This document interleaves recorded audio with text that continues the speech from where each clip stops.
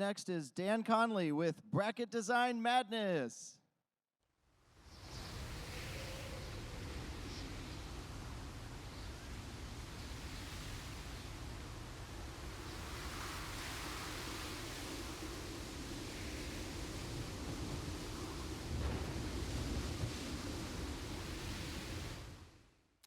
Hello. Speaking of clickbait presentation titles, here we go. My name's Dan Conley. I work at ACV Auctions, but I'm not going to be talking about wholesale car auctions. I'm going to be talking about bracket design for tournaments because I'm a nerd, and I think you all are too.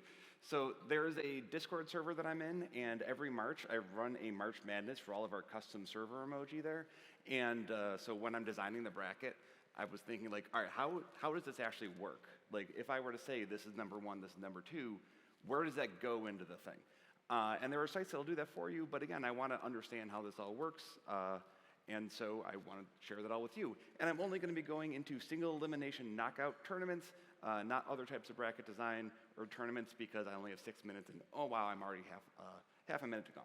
So, high level, a tournament should give the best team the best chance of winning. That doesn't mean that they should automatically win, because then there's no point in having a tournament. But in theory, the best team should have the best chance of winning, and so on. So there are 3 different parts of bracket design I found. The first one is the structure of it, which is basically if you have like the stuff you're drawing on the paper. So the physical design itself, then you rank the participants, and then there's the draw, which is, all right, you have the ranking, where do you put them onto the paper, which is, again, is the thing that I'm really most interested in. So it turns out there are people who have written like PhD dissertations on this that are way smarter than me, so just go read their stuff instead.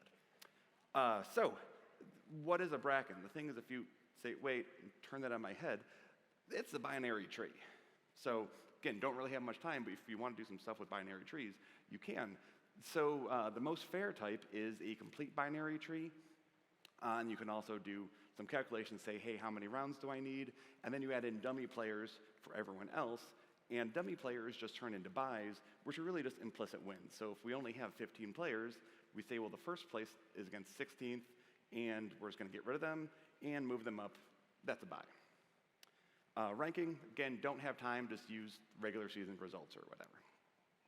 So draws, that's stuff I really like. There's lots more to read. And again, Otten, the paper I linked to before, is really about the structure. This is about the draws from Edwards. So first place, the strongest team should have the best chance of winning. The second strongest team should have the best chance, etc. So there are basically 3 principles, 2.5. If you have, let's say, 2 buys, then the top 2 teams should get those buys, because otherwise a weaker team would play fewer games and have a better chance of winning. This is where I say, by the way, I'm a Buffalo Bills season ticket holder. So also, the strongest team should have this chance to face the weakest team, or else whoever does face the weakest team has a better chance of winning. And then also, I think there should be no buys after the first round, because then the bracket looks weird. And again, I say that because I don't want the Kansas City Chiefs to automatically get set to the conference finals, but also I bet Chiefs fans want to see their team play and do well too. So here's the bad news, and this is where the clickbait comes in. This bracket here with 4 teams, that's the only bracket that this works for. So the most number of teams is 4. Otherwise, you're kind of out of luck. So going back to what I did before, where I said if you have 16 bracket, but only 15 teams, you can do what's called a top N draw. That's really a top 15 draw, where you just say, all right, assume that the last place team lost. And you can kind of work with brackets that way. Again, that's not exactly how it works. There's probability. There's a lot of math involved. I have a bachelor's in history. I'm sure some of you understand this. I sure don't, but that's why I don't have a PhD like Edwards does here. So going back to the bracket, we can say, all right, this is a top 15 tournament. So let's keep going. All right, now we have a top 14 tournament, now a top 13, and I've got 2 minutes left. So we're going to go to a top 8, which is really just a top N tournament with 8 players for any size tournament that you want. So all right, top 6, and then whoops, because you can see here that 1 is going to be playing 5, but 2 is going to be playing 6, which means that 2 has an easier schedule here. So all right, well, we can fix this. Okay, let's just swap around 5 and 6 and then keep going. All right, cool. Glad we solved that. And beans, because now one's playing 3, and no matter what happens in the previous round, 2's going to be playing 5 or 4, which are both an easier schedule than 3 is. So, okay, fine. Again, there's someone who has written a dissertation on this.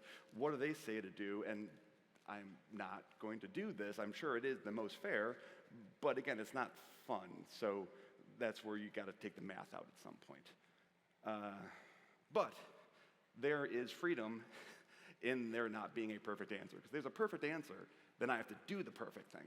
But if there's not a perfect answer, then just do whatever you could do, and then it'll go from there.